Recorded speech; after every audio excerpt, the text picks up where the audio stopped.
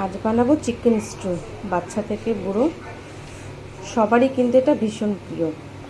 তাই প্রথমে কড়াইতে দিয়ে দিলাম অলিভ অয়েল। অলিভ অয়েলটা একটু গরম হতে থাক। একটু গরম হলেই এটাতে দিয়ে দেবো গরম মশলা।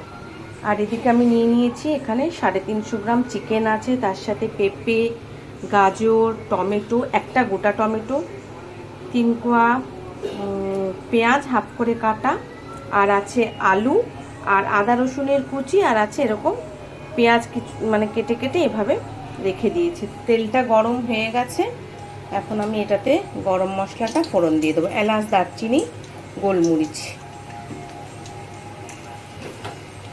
এটা রিফাইন অয়েলেও করা যেতে পারে, কিন্তু আমি আবার চিকেন স্টুটা একটুখানি অলিভ অয়েল দিয়ে করতেই পছন্দ করি।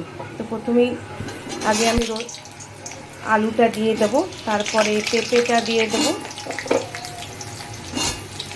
আর গাজরটা দিয়ে দেবো। এটা দিয়ে আগে নাড়তে থাকি, একটু হালকা করে ভাজবো।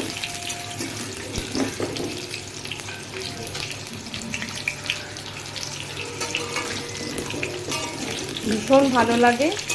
শীত গ্রীষ্ম ভর্তা চিকেন স্টু কিন্তু ভর্তা করা যেতেই পারে। আগে এগুলোকে একটুখানি হালকা করে ভেজে নেব। এটাতে বিনসও দেওয়া যায়, কিন্তু আমি বিনসটা আজকে নেই বলে দিলাম না। বিনস দিলেও কিন্তু ভালো লাগে, সেই হিসেবে বড় বড় করে একটা বিনসকে হাফ করে দিলেই হয়ে যায়।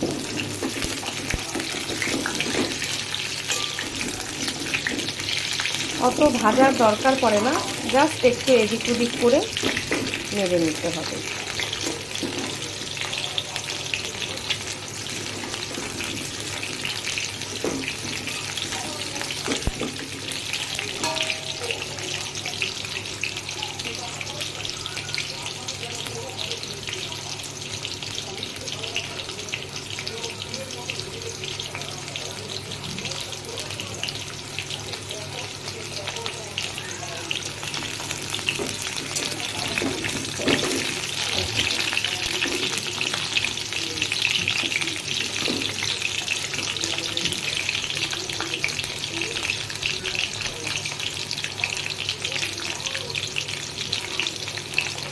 এবার চিকেনটা দিয়ে দেবো।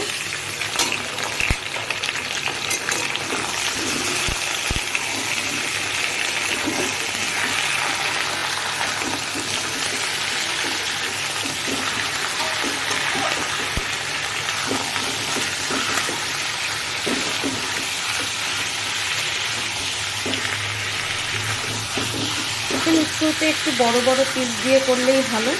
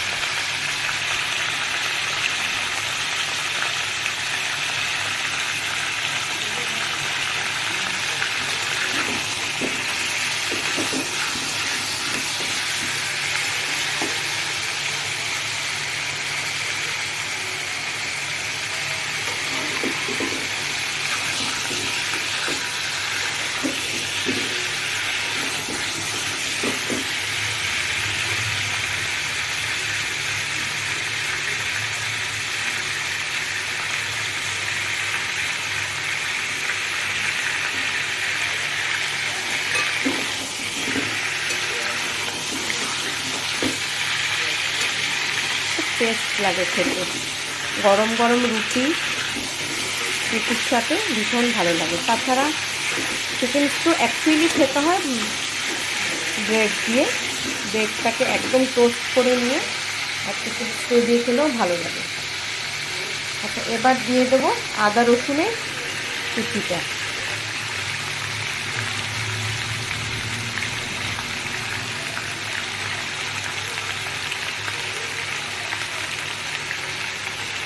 ঢাকা দিয়েও এবার একটু নাড়তে থাকি।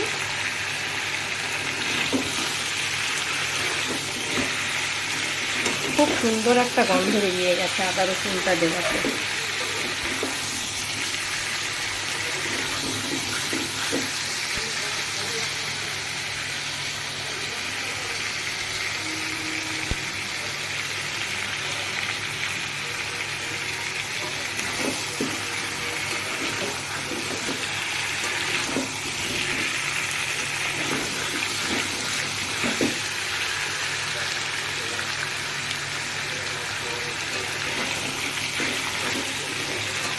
এবার দিয়ে দেবো এই যে ছাড়ানো পেঁয়াজগুলো, সেইগুলো।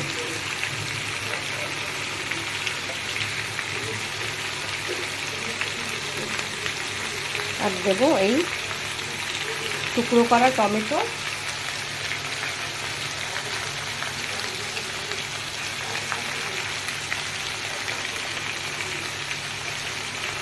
আর দেবো নুন।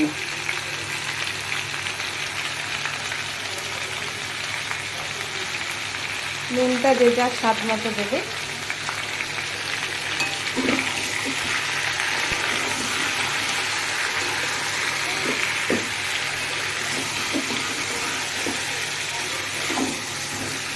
এটা হালকা ভাজা ভাজা হয়ে গেলে এটাকে এবার প্রেসারে ঢেলে গরম জল দিয়ে এটাকে 3টে সিটি দেবো।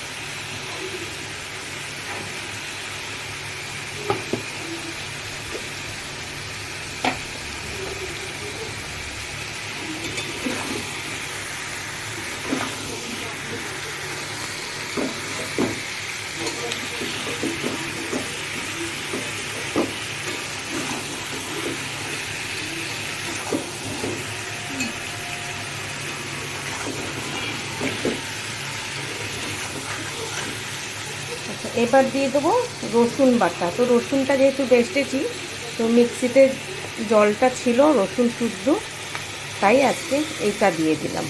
অনেকটা পরিমাণে রসুন ধুয়ে এটা দিয়ে দিলাম। একদিকে আমি গরম জলটা করে রেখেছি, এবার এটাকে আমি প্রেসারে ঢেলে 3টে সিটি দিয়ে দেবো। এই যে গরম জল দিয়ে প্রেসারে ঢেলে দিয়েছি। এবার দেব এই পেঁয়াজ 3টে, আর দেব এই টমেটোটা। এটা অপশনাল, দিলেও হয় না দিলেও হয়, কিন্তু আমরা ভালোবাসি যেহেতু তাই দিই। এটা দিয়ে এবার প্রেসারের মুখটাকে বন্ধ করে দিতে হবে। তার আগে একটু গরম